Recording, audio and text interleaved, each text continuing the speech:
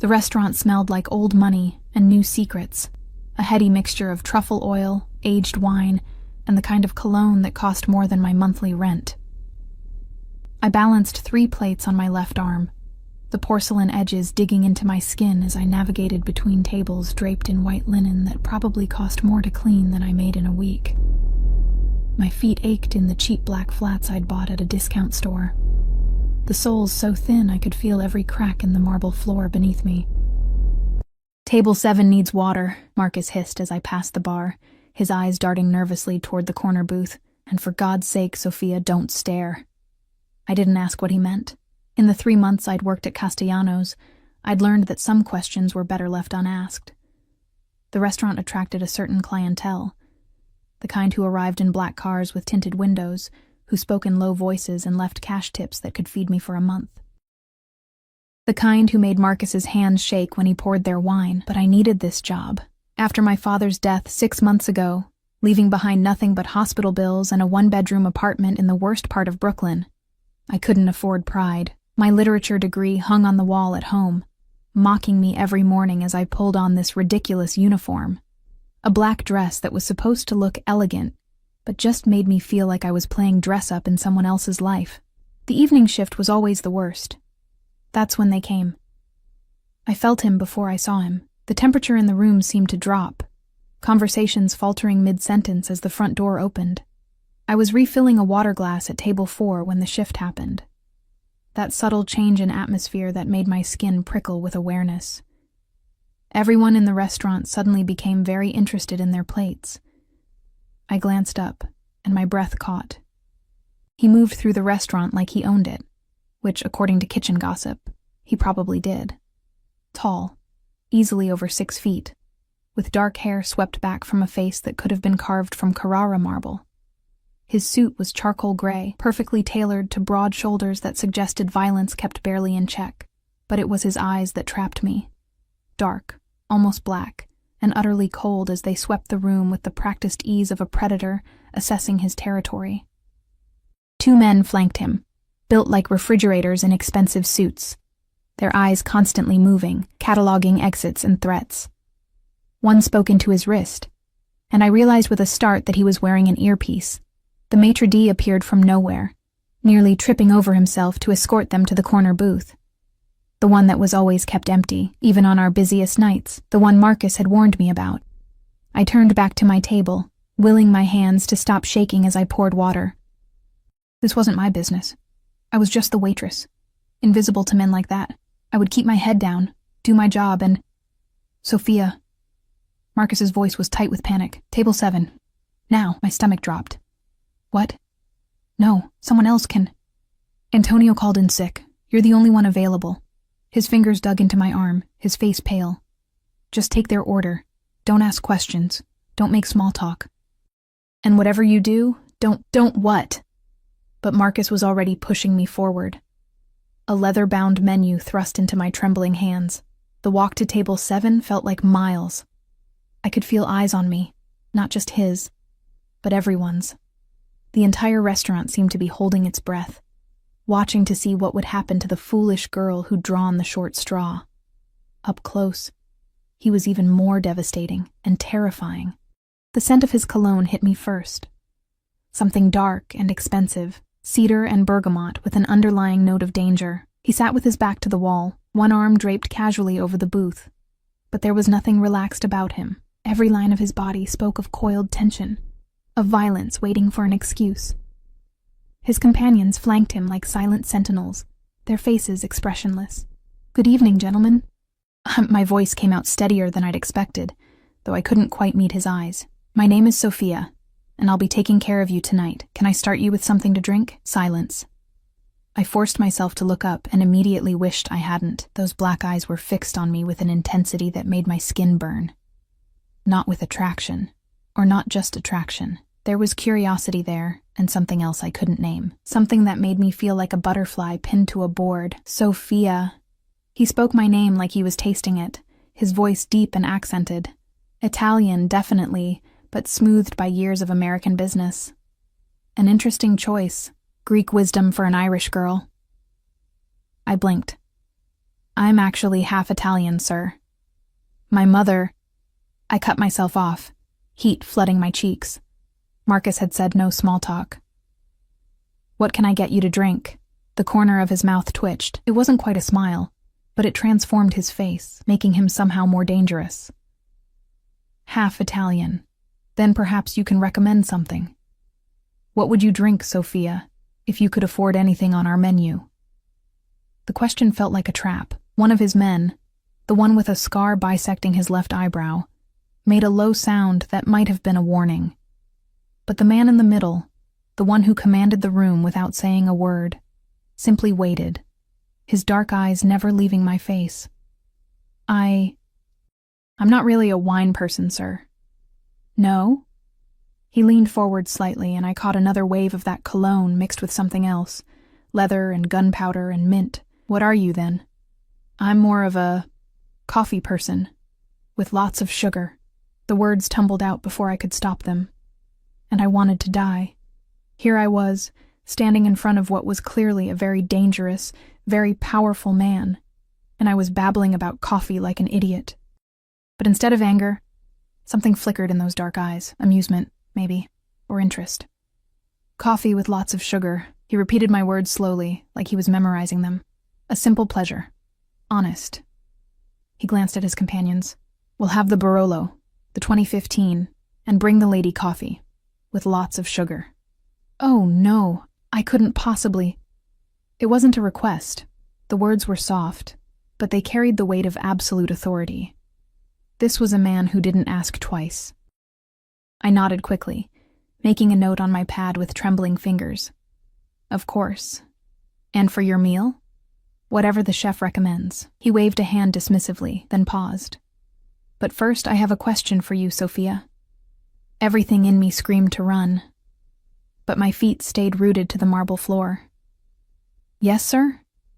He leaned back, his fingers drumming once on the table, a heavy gold ring catching the light. You seem like an intelligent woman. Educated even. What's a girl like you doing working in a place like this? The question caught me off guard. It was too personal, too probing. And yet, there was genuine curiosity in his voice. I needed a job, I said simply. My father, he died. Medical bills. I had to drop out of my master's program. Something shifted in his expression. It was subtle. A slight softening around his eyes, a barely perceptible nod. Like he understood loss. Like maybe, underneath all that power and danger, he was human after all. I'm sorry for your loss. The words were formal, but they sounded sincere. What were you studying? Literature. Victorian novels, specifically. I immediately felt foolish. What did a man like this care about dead British writers? But again, that flicker of interest. Ah, stories of morality and society, good and evil. His smile was sharp. And what did those novels teach you, Sophia?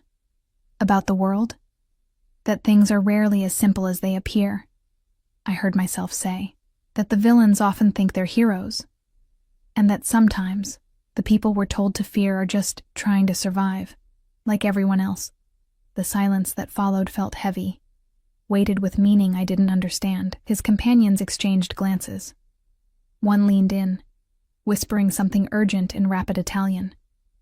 But the man at the center, the one who commanded gravity itself, simply stared at me with those fathomless dark eyes. An interesting perspective. He tilted his head slightly. Tell me something else, Sophia, since you seem to be a woman of unexpected wisdom. This was dangerous territory. Every instinct told me to excuse myself, to run back to the kitchen and hide. But there was something magnetic about him.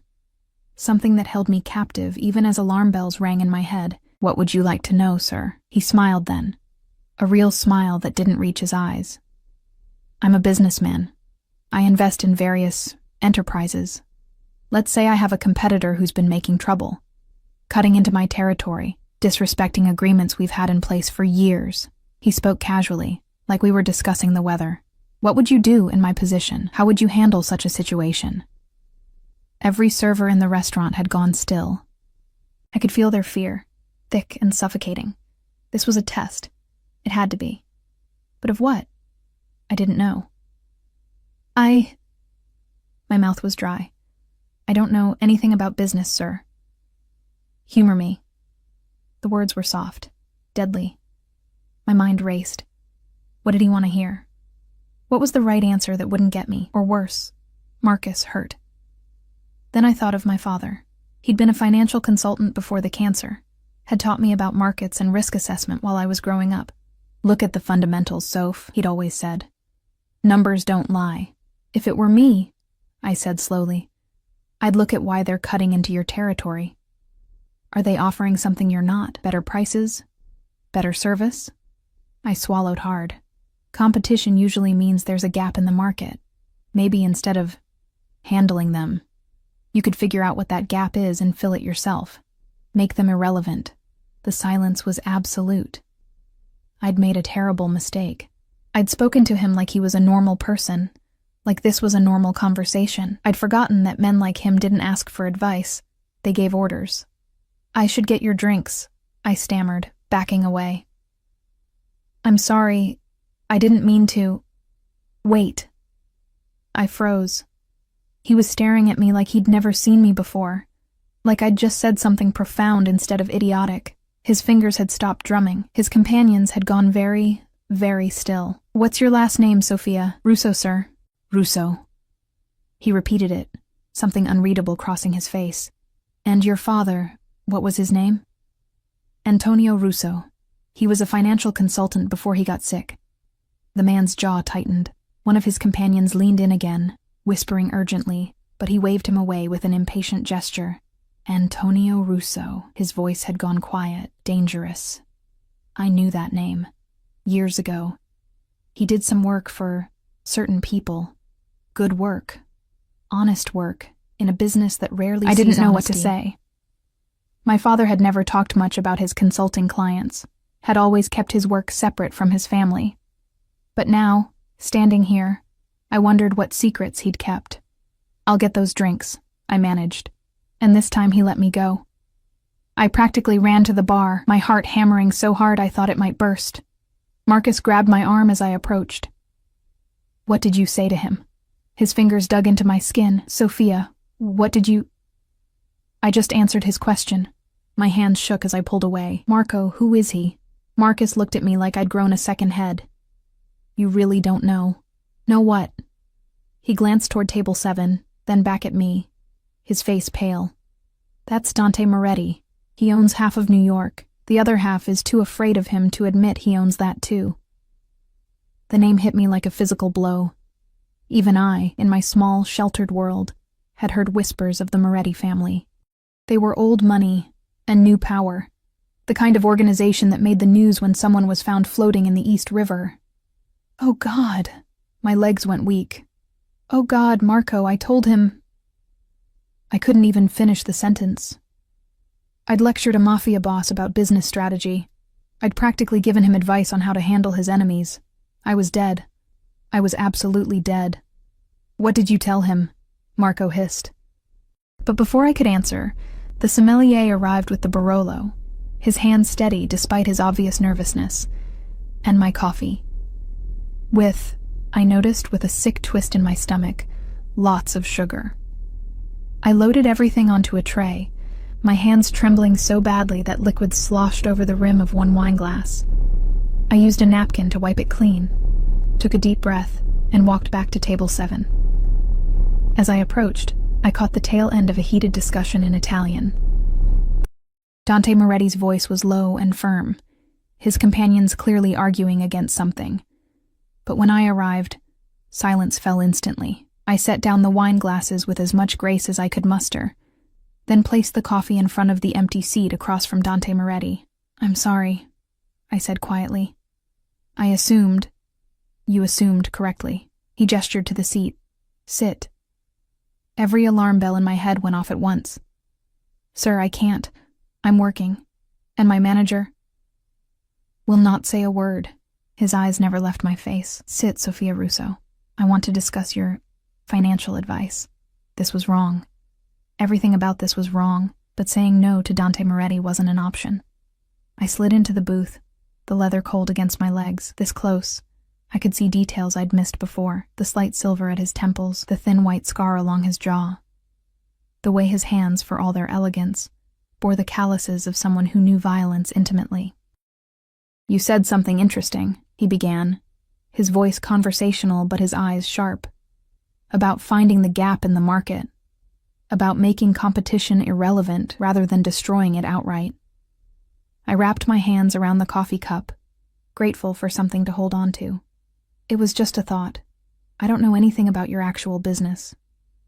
"No," he agreed. "You don't, but sometimes the clearest perspective comes from outside, from someone who isn't entrenched in traditional methods." One of his men cleared his throat. "Boss, perhaps this conversation should wait until—" Dante raised one finger, just one. But it was enough. The man fell silent immediately. "Tell me more about your father's work, Sophia." It wasn't a request. "There's not much to tell. He worked with small businesses, mostly. Restaurants, shops. Helped them manage their finances, streamline their operations." I took a sip of coffee, buying time. "He always said that every business, no matter how big or small, operates on the same basic principles. Supply and demand, risk and reward, trust and reputation." "Trust and reputation," Dante repeated softly. "Yes, those are crucial commodities in my world." He fell silent, studying me with an intensity that made my skin feel too tight. I forced myself to meet his gaze, to not look away like a frightened rabbit, even though everything in me screamed to run. "I'm going to make you an offer, Sophia Russo."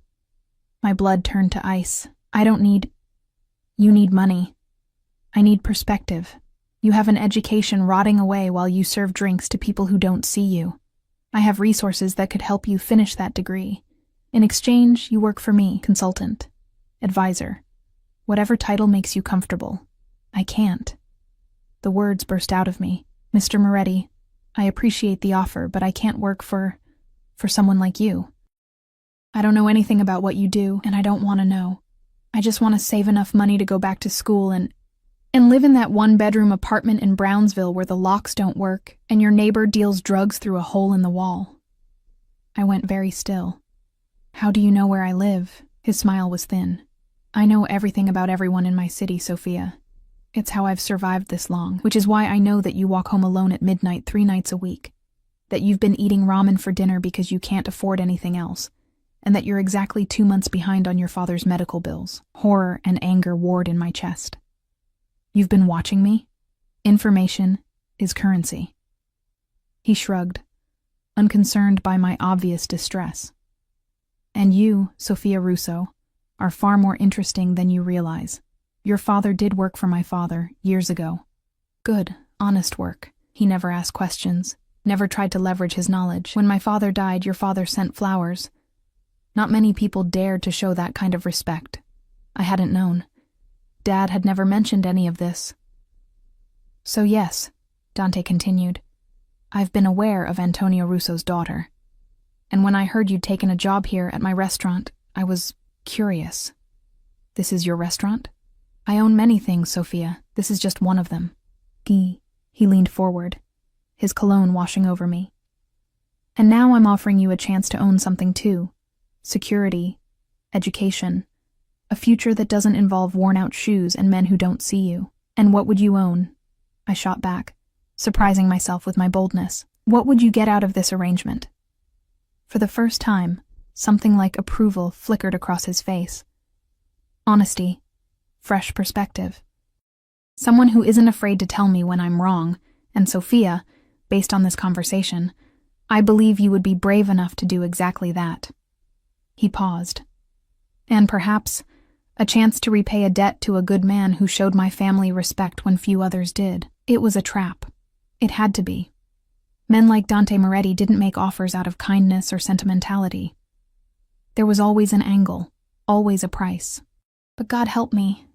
I was drowning in debt and desperation, and he was offering me a life raft. "I need to think about it," I whispered. "Of course." He reached into his jacket. I flinched involuntarily, and shame burned through me when I realized what I'd thought he was reaching for, and pulled out a business card. Heavy cardstock, simple black text, just a name and a phone number. "You have 3 days. Call me with your answer. I took the card with numb fingers, the paper feeling like it weighed 1,000 pounds. And Sophia? His voice dropped lower, more intimate. Don't run. Don't try to disappear. It won't work, and it will only make things complicated. It wasn't a threat. Not exactly. But the implication was clear. I nodded, not trusting my voice, and stood on shaking legs. As I walked away, I could feel his eyes on me, heavy as a physical touch. I made it to the bathroom before my legs gave out completely. I sat on the closed toilet lid, my head in my hands, trying to process what had just happened. 3 days. I had 3 days to decide if I was going to sell my soul to the devil, or if, maybe, I already had. I didn't sleep that night. The business card sat on my nightstand like a coiled snake, innocent white cardstock that somehow radiated menace in the darkness of my studio apartment. Every time I closed my eyes, I saw Dante Moretti's face. Those black eyes that seemed to see straight through me, that thin smile that promised both salvation and damnation. 3 days. The morning light filtering through my threadbare curtains felt like an accusation. I'd called in sick to the restaurant, unable to face the gossip and questions that would inevitably follow last night's scene. Marcus had sent me 6 increasingly frantic text messages, each one more desperate than the last. What did he say to you? Sophia, people are talking. Mr. Castellano wants to know if there's going to be trouble. Please just tell me you're okay. I didn't answer any of them. What could I possibly say?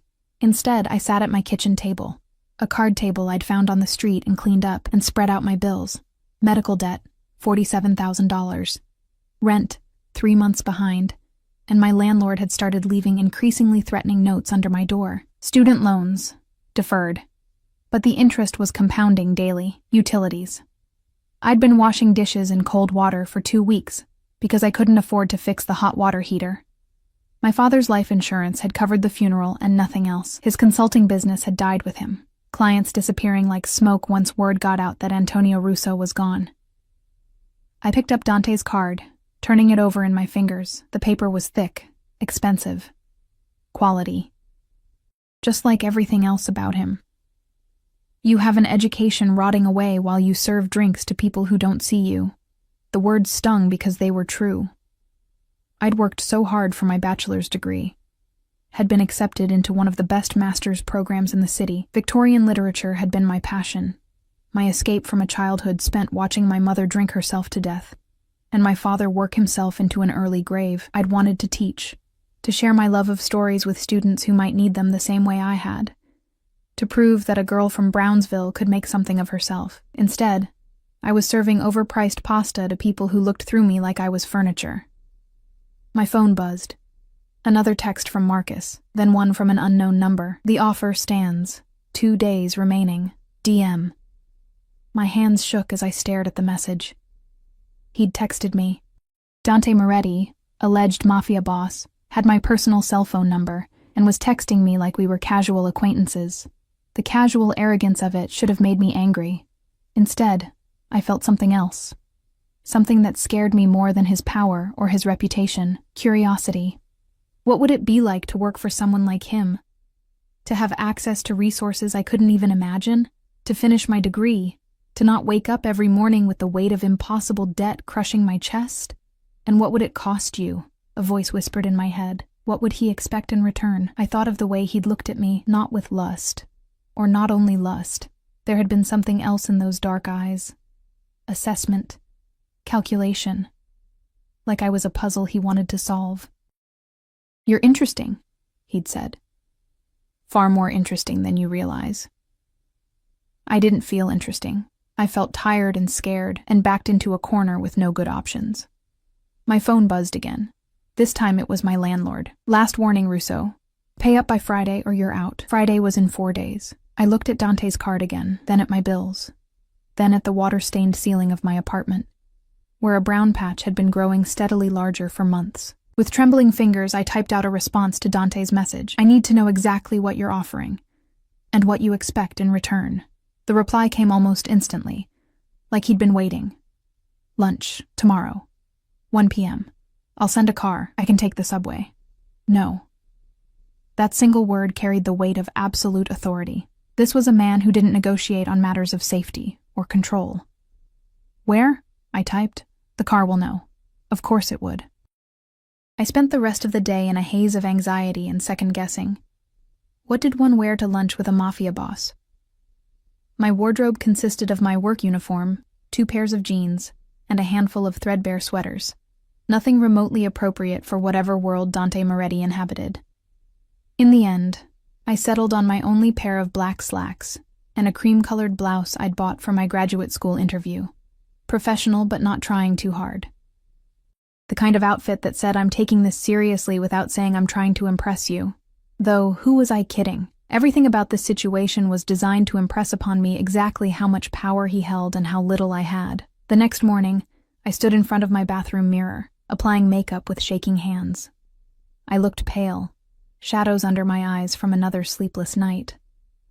My dark hair hung limp around my shoulders, and no amount of concealer could hide the stress written across my face. "You don't have to do this," I told my reflection.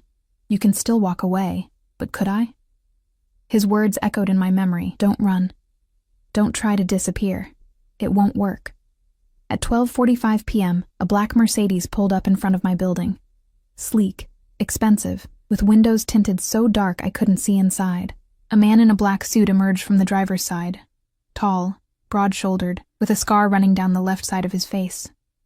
He opened the back door and stood waiting, his expression neutral, but his eyes constantly scanning the street. My neighbors were watching.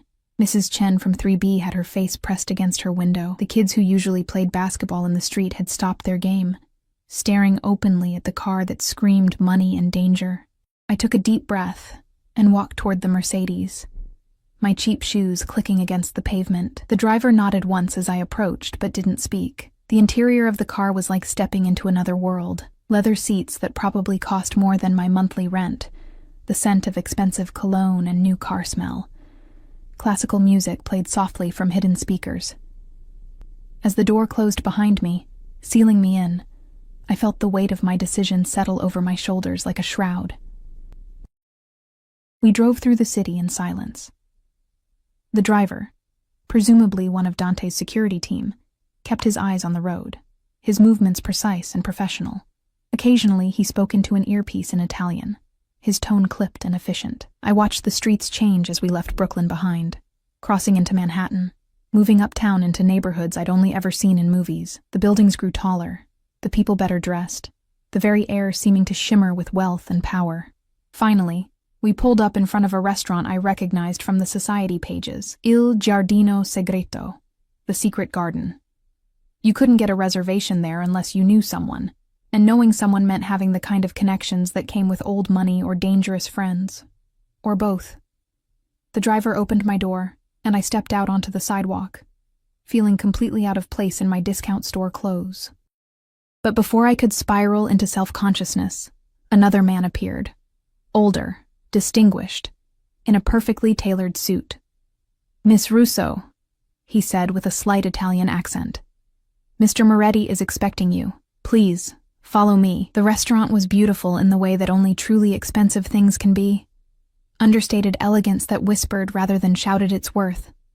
Fresh flowers on every table, artwork that looked original, waiters who moved like dancers. We bypassed the main dining room entirely, moving through a door marked "Private" and down a hallway lined with photographs of Italy, the Amalfi Coast, Tuscan vineyards, Roman architecture at sunset. At the end of the hall was another door. The man knocked twice, then opened it without waiting for a response. The private dining room beyond was intimate, with space for perhaps 6 people maximum, but only one table was set, positioned near floor-to-ceiling windows that overlooked a small garden, a genuine secret garden in the heart of Manhattan. And at that table sat Dante Moretti. He stood as I entered, and I was struck again by his presence. In the restaurant 2 nights ago, surrounded by his men and the trappings of power, he'd been intimidating.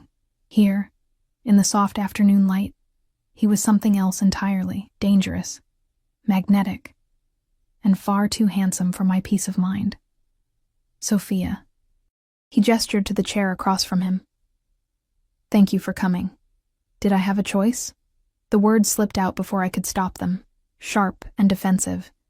His lips curved into that almost smile. "You always have a choice," though I admit some choices are easier than others. I sat, hyper-aware of his eyes following my every movement. A waiter appeared instantly, pouring water and wine without being asked, then disappearing just as quickly. "I took the liberty of ordering for us," Dante said, his tone making it clear this wasn't an apology. "The chef here is Sicilian. He makes pasta the way my grandmother used to." "You had a grandmother who cooked?" I couldn't help the surprise in my voice. His expression shifted, something almost fond crossing his features. "Everyone has a grandmother, Sophia. Even men like me." He paused, then added quietly, "She died when I was 12, insisted on cooking Sunday dinner until the very end, even when she could barely stand." The glimpse of humanity caught me off guard. It was easier to think of him as a monster, as something other than human, but this memory of a grandmother who cooked even when dying, was devastatingly human. "I'm sorry," I said, and meant it. "Don't be. She lived well and died surrounded by family. There are worse endings." His eyes locked with mine. "Your father wasn't so lucky." The change in topic was deliberate, I realized. A reminder of why I was here, of what connected us beyond this strange negotiation. "No," I agreed quietly. "He died alone in a hospital room at 3 a.m. I was at work. I didn't make it in time." Dante's jaw tightened almost imperceptibly. "I read the report. Pancreatic cancer. Stage 4 by the time they caught it." "You read a report about my father's death?" The words came out sharper than intended, anger flaring hot in my chest. "I read reports about everything that concerns me. Your father's work for my family made him, and by extension you, a matter of concern." He leaned forward slightly. "But if you're asking whether I had someone dig into your personal tragedy for leverage, the answer is no. I already knew. I sent flowers to the funeral." I blinked, memories surfacing. There had been flowers. An enormous arrangement of white lilies with no card, just a single word. Rispetto. Respect. That was you? That was me. He picked up his wine glass, studying the deep red liquid. "Your father was a good man in a world that doesn't reward goodness. He had opportunities to betray confidences, to sell information to my family's enemies.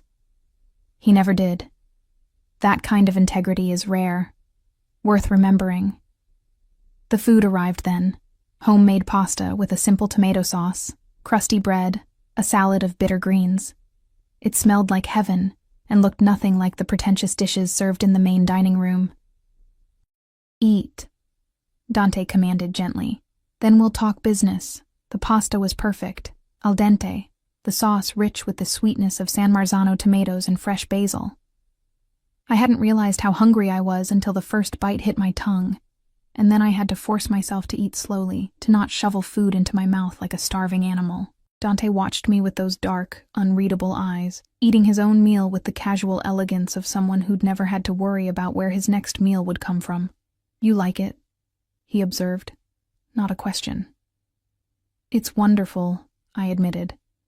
"I haven't had real Italian food since—" I trailed off, the memory suddenly painful. My father used to make Sunday dinner. Nothing fancy, but he'd learned from his mother. She came over from Sicily in the 50s. "What did he make?" The question surprised me with its genuine interest. "Braciole. He'd spend hours on the sauce, rolling the meat just so. Said it wasn't about the recipe, but about the patience." I smiled despite myself. I never learned. I kept saying I'd have him teach me after I finished school. But there was no after, Dante said quietly. "No, there wasn't." We ate in silence for a few moments, and I found myself relaxing slightly. This felt almost normal. Two people sharing a meal, talking about family and food. If I ignored the security outside the door, the obvious wealth surrounding us, the fact that I was having lunch with one of the most dangerous men in New York, it could have been pleasant. But I couldn't ignore those things. And Dante Moretti wasn't about to let me forget them. He set down his fork, dabbed his mouth with a linen napkin, and leaned back in his chair. The shift in his posture was subtle, but unmistakable. Business mode. "Let me be very clear about what I'm offering you, Sophia." His voice was calm, measured. The voice of a man used to negotiating deals worth millions. I want you to work as a financial consultant for my legitimate businesses. I own restaurants, real estate holdings, construction companies, import-export operations. All legal, all requiring the kind of analysis and strategic planning your father specialized in. Legitimate businesses, I repeated, the skepticism clear in my voice. His mouth curved. You don't believe me. I believe that men in your position don't usually need to send armed guards to pick up their financial consultants. Touché. He inclined his head slightly, acknowledging the point. Let me rephrase. I own many businesses. Some of them are entirely legitimate and could benefit from fresh perspective. Those are the businesses you would work with. The rest, he shrugged. You would have no contact with, no knowledge of, and no responsibility for. Plausible deniability, protection, he corrected. For both of us, what you don't know can't hurt you, or be used against you. I took a sip of water, buying time to think. And the pay? $60,000 a year to start. Health insurance. And I'll pay off your father's medical debt in full. I nearly choked on my water. $60,000 was more than I'd make in 3 years serving tables. And the medical debt. God, that alone was worth more than I could imagine. That's too much, I said automatically. For basic financial consulting, that's market rate for someone with your education and your father's reputation. Dante interrupted smoothly. And before you argue, understand that I'm not being generous. I'm being practical. Underpaid employees become resentful. Resentful employees become security risks. I pay well because loyalty is expensive, and betrayal is more expensive still. The casual way he spoke about loyalty and betrayal sent a chill down my spine. This was a man who'd clearly dealt with both. What about school? I asked. You mentioned helping me finish my degree. You'll work 20 hours a week, flexible schedule around your classes. When you graduate with your master's, we'll renegotiate your salary and position. He paused. Assuming you want to continue working for me. It was almost too good to be true, which meant it probably was. What's the catch? I asked bluntly. There's always a catch. Something flickered in his eyes, approval maybe. The catch is that you work for me, Sophia. That means you represent my interests. You don't discuss my business with anyone outside my organization. You don't ask questions about things that don't concern you. And you understand that once you're in... He leaned forward, his voice dropping lower. It's very difficult to get out. There it was. The trap I'd been waiting for. You're asking me to sell my soul, I said quietly. I'm asking you to sell your skills, he corrected. Your soul is your own. What you do with it is your choice. He held my gaze. But let's be honest about your options. You can keep serving tables, falling further into debt, watching your dreams die slowly. Or you can take what I'm offering, financial security, education, a future. Under your control, under my protection, he said. There's a difference. Is there? Yes. The single word was firm, absolute. Control is about power over someone. Protection is about keeping them safe from those who would use power against them. He paused. Your father understood that distinction. It's why he worked for my family without ever becoming part of my family. I wanted to argue, to point out all the ways this was manipulation dressed up as opportunity. But the truth was, he was right about my options. I was drowning, and he was offering me a lifeline. The fact that the lifeline came with strings attached didn't make it any less real. I need time to think, I said finally. You have until tomorrow night. After that, the offer expires. His tone made it clear this wasn't negotiable. I'm a patient man, Sophia, but I'm also a busy one. I can't wait indefinitely for you to decide if you want to save yourself. The waiter returned with espresso and small pastries, sfogliatelle, the crispy layered shells filled with sweet ricotta that my grandmother used to make. Another calculated move, I realized. Everything about this lunch was designed to make me comfortable, to remind me of family and tradition, to blur the lines between business and personal. And damn him, it was working. Can I ask you something? I ventured, picking up the tiny espresso cup. You can ask. Whether I answer is another matter. Why me? Really? There are plenty of financial consultants in New York. People with more experience, better credentials. Why go to all this trouble for a waitress with a half-finished degree? Dante was quiet for a long moment, his fingers drumming once on the table, that heavy gold ring catching the light again. I noticed details I'd missed before. The ring bore an engraved crest, old and worn with time. Because everyone else lies to me, he said finally, his voice low. They tell me what they think I want to hear. They're afraid. And fear makes people stupid. He met my eyes. But you, when I asked you about my competition problem, you didn't try to flatter me or agree with whatever violent solution you thought I wanted. You gave me an honest answer, a smart answer. That's rare. Valuable. So this is about ego? You want someone who'll tell you the truth? His smile was sharp. This is about survival. An organization that only hears yes becomes blind. Blind organizations die. He leaned back. Your father told my father no once. Did you know that? I shook my head. My father wanted to invest in a restaurant chain. Your father looked at the numbers and said it was a bad investment, that the market was oversaturated. My father was furious. Insisted he do it anyway. Dante's expression was distant, remembering. The chain went bankrupt within 2 years. Cost my father millions. And you know what he said? What? I should have listened to Antonio. He never forgot that. And when he needed advice after that, he always called your father first. Dante's eyes refocused on me. I want what my father had, someone who isn't afraid to tell me when I'm wrong. Someone who looks at problems differently than I do. It was the most honest thing he'd said since I'd arrived, and it terrified me because it made sense. Because it made him seem human rather than monstrous. Because it made this whole situation feel less like a trap and more like an actual opportunity. I should go, I said, standing abruptly. I need to think. Dante stood as well, moving around the table with fluid grace. He was close now, close enough that I could smell his cologne again, could see the silver threading through his dark hair at the temples. Think carefully, Sophia, he said softly. But don't think too long. The world doesn't wait for us to be ready. It moves, and we either move with it or get crushed beneath it. He pulled something from his jacket pocket. An envelope, thick and cream-colored. Your father's medical bills, paid in full. Regardless of your answer tomorrow. I stared at the envelope like it might bite me. I can't accept that. Not if I'm not going to work for you. Consider it a gift.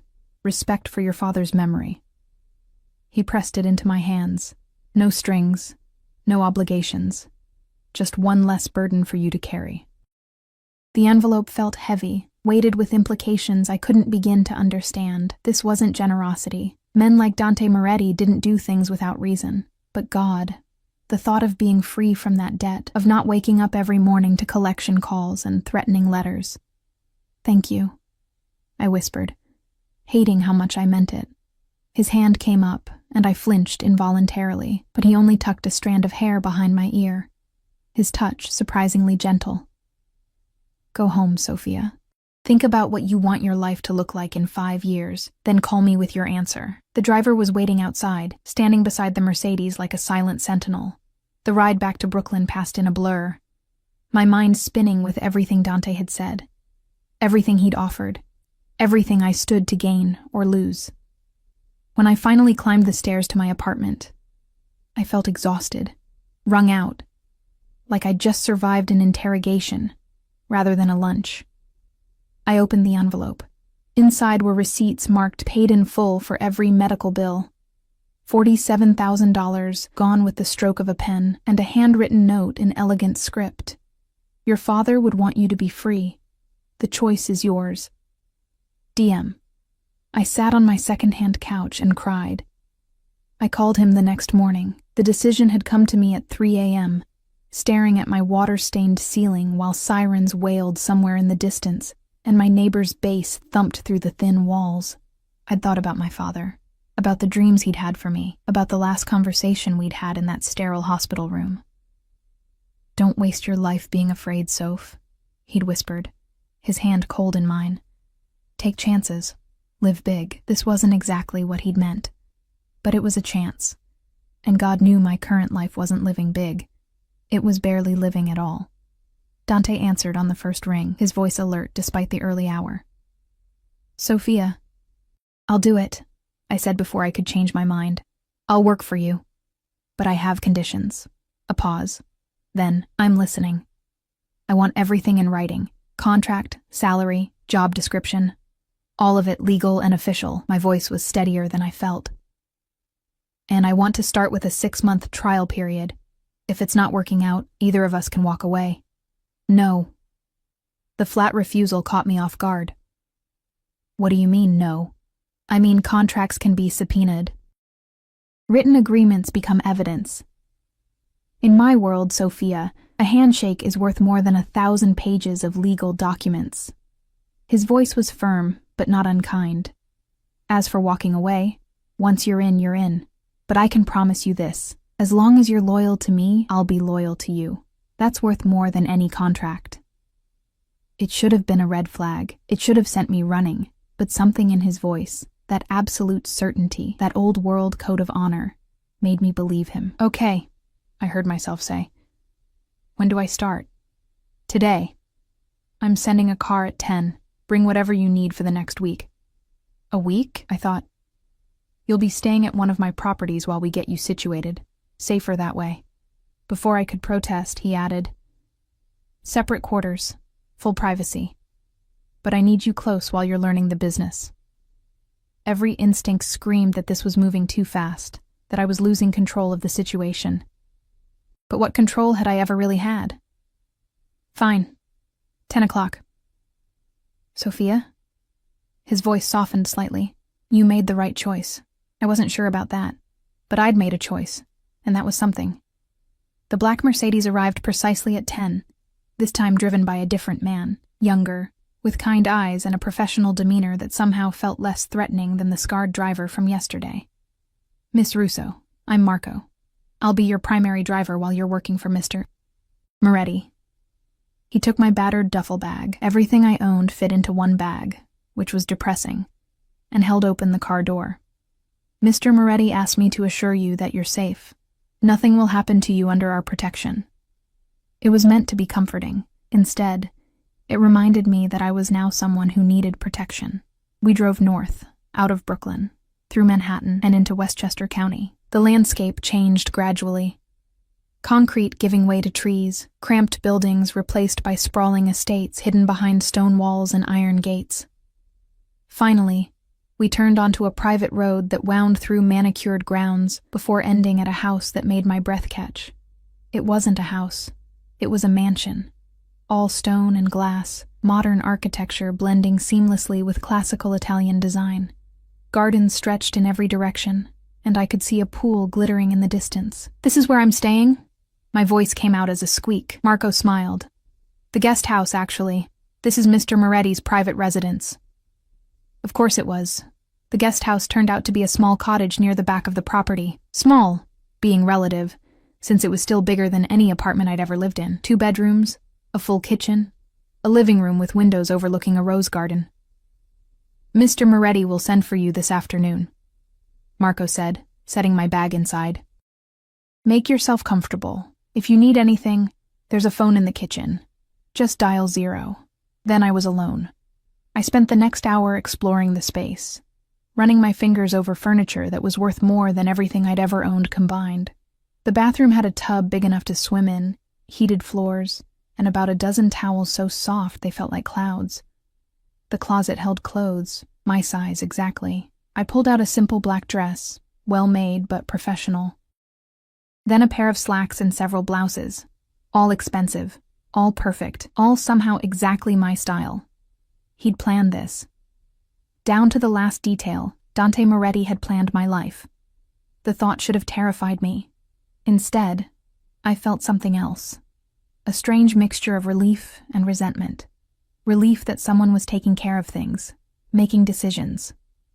Resentment that I'd given up the right to make those decisions myself. At 2 o'clock, Marco returned to escort me to the main house. If the exterior was impressive, the interior was breathtaking. Marble floors, vaulted ceilings, artwork that looked like it belonged in museums. But despite the obvious wealth, there was a warmth to the space. Family photographs on the mantel, fresh flowers in every room, signs of actual life rather than just expensive decoration. Marco led me to a study on the second floor, knocked twice, and opened the door. Dante sat behind a massive mahogany desk. Surrounded by computer monitors and stacks of files, he'd shed his suit jacket, working in shirt sleeves that revealed forearms corded with muscle. Reading glasses perched on his nose, making him look almost scholarly. He glanced up as I entered, and something shifted in his expression. Not quite a smile, but close. "Sophia. Good, sit." He gestured to a chair across from his desk, then turned to Marco. "We're not to be disturbed. Station yourself outside." Marco nodded and left, closing the door behind him. I sat, hyper-aware of how out of place I looked in this room full of expensive things and dangerous secrets. Dante removed his glasses, setting them aside, and studied me for a long moment. "How are you settling in? The cottage is beautiful. The clothes were necessary. You'll be meeting with my business associates, attending meetings. You need to look the part." He said it matter-of-factly, without judgment. "Consider it a uniform, a very expensive uniform. I take care of what's mine, Sophia." The possessive language wasn't lost on me, but before I could react, he continued. "Now, let's discuss what you'll actually be doing." He spent the next 2 hours walking me through his legitimate businesses, and there were more than I'd expected. Restaurants throughout the tri-state area, a construction company that specialized in historic renovations, import businesses bringing in Italian wines and olive oil, several real estate holdings. "The construction company is losing money," he said, pulling up spreadsheets on one monitor. "Has been for 6 months. My accountant says it's normal market fluctuation, but my instinct says something's wrong." I leaned forward, studying the numbers. Even with my limited experience, I could see the problem. Your materials costs have increased 40%, but your billing hasn't changed proportionally. Someone's either stealing from you, or you have a supplier charging inflated prices. Dante's eyes narrowed. "Explain." I pulled the keyboard toward me, highlighting rows of data. "See here? Same materials, same quantities, but the cost jumped significantly starting in March. Either your supplier raised prices and didn't tell you, or someone's skimming money by inflating invoices." "Who's the supplier?" I clicked through to another sheet. "Lombardi Building Materials." Something dangerous flashed across Dante's face. "Lombardi." The name came out like a curse. "Paolo Lombardi runs that company. He's been a business partner for 15 years. Then either he's cheating you, or someone in his organization is." I met his eyes. "This is what you wanted, right? Honest analysis?" For a moment, I thought I'd overstepped. His jaw was tight, his hands fisted on the desk. Then he exhaled slowly and nodded. "Yes, this is exactly what I wanted." He stood, pacing to the window. "Paolo and I grew up together. Our fathers did business. I trusted him. Maybe you still can. Maybe he doesn't know. I tried to keep my voice neutral, but you need to find out." He turned back to me, and the look in his eyes made my breath catch. It wasn't anger. It was something more complex, respect mixed with something darker, something almost predatory. "You're good at this," he said quietly. "Better than you realize. I just read numbers. My father taught me." "Your father taught you well." He returned to his desk, but instead of sitting, he leaned against it, close enough that I could smell his cologne. "I'm going to tell you something, Sophia, because you need to understand the world you've entered. Paolo Lombardi isn't just a business partner. He's connected. Not to my family specifically, but to others. If he's stealing from me, it's not a simple matter of firing a supplier. What does that mean?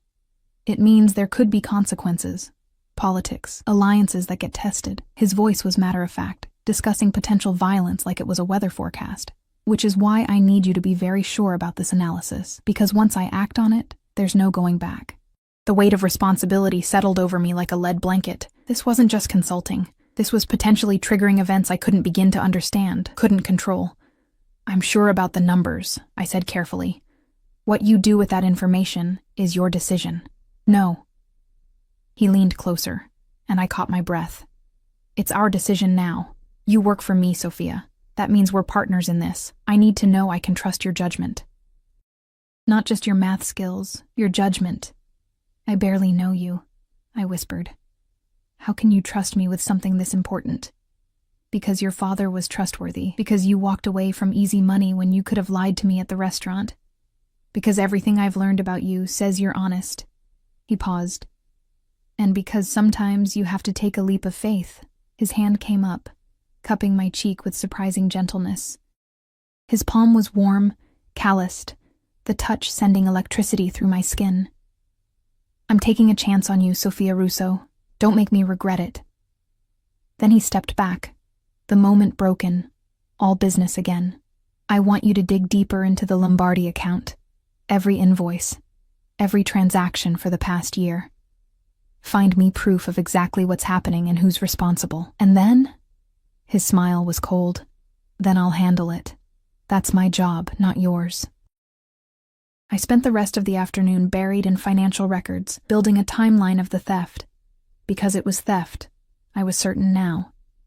Someone at Lombardi Building Materials had been systematically inflating invoices, skimming money off the top, and betting that no one would notice in the chaos of a busy construction company. They'd been right. Until now. By the time Marco came to escort me back to the cottage, I had a file 3 inches thick documenting the fraud, nearly $100,000 over 6 months. Dante took the file without comment, his expression unreadable. Get some rest, he said. Tomorrow, we're going to Lombardi's office. You're coming with me. Why? You have the evidence. Because I want Paolo to see who found him out. I want him to know that his old friend Dante now has someone smart enough to catch him. His eyes glittered dangerously, and I want you to see what happens when people betray my trust. It was a warning and a lesson all in one. That night, alone in the cottage, I lay awake wondering what I'd gotten myself into. The drive to Lombardi Building Materials felt like a funeral procession. 2 black SUVs flanked our Mercedes, all 3 vehicles moving in perfect formation through morning traffic. Dante sat beside me in the back seat, his presence filling the space with barely contained tension. He'd said nothing since we'd left the estate, his silence more terrifying than any threat. I clutched the file folder in my lap, my palms sweating, despite the car's climate control. When we get there, Dante said suddenly, his voice cutting through the quiet, you'll present your findings, calmly, professionally. No matter what happens, you keep your composure. What's going to happen? His jaw tightened. That depends on Paolo. The building supply company was housed in a warehouse in Queens, a sprawling complex of loading docks and storage facilities. We pulled up to the main office, and I noticed immediately that the parking lot had cleared. The workers who should have been loading trucks had vanished. They'd been warned we were coming. Dante's security moved first, sweeping the building before signaling the all clear. Only then did Dante help me out of the car, his hand firm on my elbow. Stay close, he murmured. And remember, you're under my protection. No one will touch you. Paolo Lombardi waited in his office, a heavy-set man in his 60s with silver hair and expensive clothes that couldn't hide the nervousness in his eyes. He stood as we entered, his smile strained. Dante, my friend, this is unexpected. If you'd called ahead, we're not friends anymore, Paolo. Dante's voice was ice. Sit down. The older man's face paled, but he obeyed, sinking into his chair like his legs had given out. Dante gestured to me. This is Sophia Russo. She's been reviewing my company's finances. Sophia, please share what you found. My mouth was dry, but I opened the folder with steady hands. Over the past 6 months, invoices from Lombardi Building Materials to Moretti Construction have shown a 40% increase in material costs. However, market prices for those same materials have remained stable. I laid out spreadsheets on Paolo's desk, my finger tracing the highlighted rows. Someone has been adding unauthorized charges to each invoice. The total theft amounts to approximately $97,000. Paolo's eyes widened. Theft? Dante, I would never. I'm not finished. I pulled out another document. The fraudulent charges all trace back to a single account manager, Vincent Calabresi. He's been processing the invoices and presumably pocketing the difference. For a moment, there was absolute silence. Then Paolo's face crumpled. Vincent. Dio mio, Vincent is my nephew, my sister's boy. He looked at Dante with desperate eyes. I didn't know. I swear on my mother's grave I didn't know. Dante said nothing, his expression carved from stone. Please, Dante. We grew up together. Our fathers are dead, Paulo, and they'd be ashamed of what's happened here. Dante leaned forward, his voice deadly quiet. You let family steal from me. Whether you knew or not, that's a failure of leadership, of loyalty. I'll pay back every penny. I'll fire Vincent. You'll do more than that. Dante straightened. Vincent will return the money within 48 hours. All of it, plus 50% interest. And he'll leave New York. Permanently. If I see him in my city again, there will be consequences. Paulo nodded frantically. Yes. Yes, of course, I'll make sure. I'm not finished. The steel in Dante's voice made everyone in the room flinch. For the next year, you'll reduce your prices to me by 20%. Call it restitution for my time and trouble. After that, we'll renegotiate our arrangement based on whether you've proven yourself trustworthy again. It was a punishment, but also mercy. Paulo seemed to recognize that, relief washing over his features. Thank you, Dante. Thank you. I won't let you down again. Dante turned to leave, then paused. And Paulo, if I find out you knew about this and lied to me today, you won't get a second chance. Am I clear? Crystal clear. I swear. I had no idea. Outside, I gulped in fresh air, my hands trembling with the aftermath of adrenaline. I'd expected violence, or at least the threat of it. Instead, I'd witnessed something more complex. Justice, certainly, but also pragmatism. Dante had protected his interests without destroying a decades-long relationship. You handled that well, Dante said as we drove away. No hesitation, no fear. I was terrified, I admitted. Good. Fear keeps you sharp. He glanced at me. But you didn't let it control you. That's the difference between surviving in this world and drowning in it. Over the next 3 months, I settled into a routine I never could have imagined. My days were split between classes. I'd re-enrolled in my graduate program and work for Dante's organization. I analyzed financial reports, identified inefficiencies, proposed strategies for expansion and consolidation. And slowly, terrifyingly, I became good at it. Dante was a demanding boss, but a fair one. He listened to my recommendations, challenged my assumptions, pushed me to think strategically rather than just analytically. Our meetings evolved from tense confrontations to genuine collaborations. But there was something else happening too. Something I tried desperately to ignore, the way his eyes followed me when I entered a room. The unnecessary touches, a hand on the small of my back, fingers brushing mine when passing documents, the conversations that stretched late into the evening, moving from business to personal, from professional to intimate. I told myself it was nothing. He was my boss. This was just a job. But I was lying to myself. It came to a head on a cold November evening. I'd been working late in his study, finishing an analysis of a potential restaurant acquisition. Dante had been on the phone, speaking rapid Italian to someone in Sicily, his voice rising and falling with intensity. When he finally hung up, the silence felt heavy. You should eat something, he said, loosening his tie. You've been working for 6 hours straight. I'm almost done. Sophia. He crossed to where I sat, pulling my chair away from the desk with gentle force. When was the last time you had a real meal? Not coffee and whatever Marco brought you. I couldn't remember. I'm fine. You're exhausted. His hands settled on my shoulders, and I felt the warmth of them through my blouse. You push yourself too hard, says the man who works 18-hour days. His laugh was low, rumbling through his chest. Fair point. But his hands didn't move. Instead, his thumbs began tracing small circles against my shoulders, working at the knots of tension there. I should have moved away, should have maintained professional boundaries. But God, it felt too good, and I was so tired of being strong, of being careful. Dante, I whispered. A warning or a plea, I wasn't sure which. I know. His voice was rough. I know this is complicated. I know I'm your boss. I know there's a power imbalance that makes this impossible. Then why? Because I can't stop thinking about you. The confession came out harsh, almost angry. Since that first night in the restaurant, when you looked at me like I was just a man asking a question instead of something to fear, you've been in my head, Sophia, distracting me, making me question things I've always been certain about. My heart hammered against my ribs. What things? His hand slid from my shoulders to my arms, turning my chair so I faced him. He crouched down, putting us at eye level, his dark eyes burning with intensity.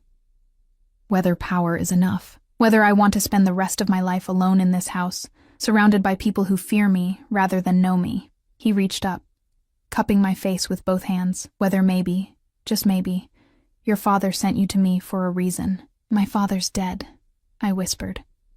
I know. But if he were alive, if he could see you now, would he be proud?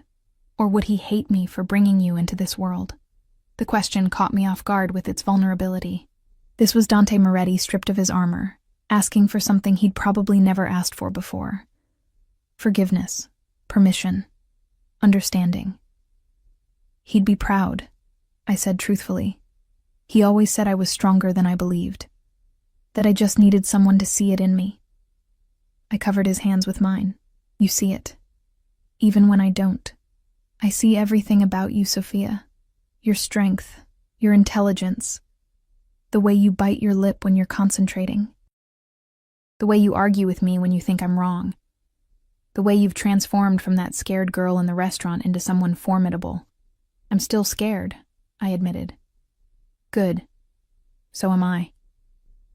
He leaned closer, his forehead resting against mine. This terrifies me, what I feel for you, what it means, the vulnerability.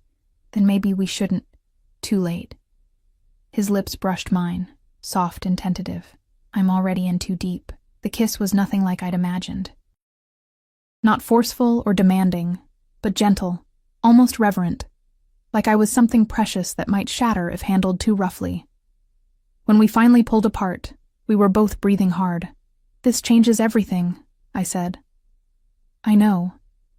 Your organization, the people who work for you, they'll see it as weakness. Let them try. The steel returned to his voice. You're mine to protect now, Sophia. Mine to care for. And anyone who has a problem with that will answer to me. The possessiveness should have bothered me. A year ago, it would have sent me running. But I understood now what he meant. In Dante's world, protection and possession were intertwined. To claim me was to shield me from harm. What happens now? I asked. Now?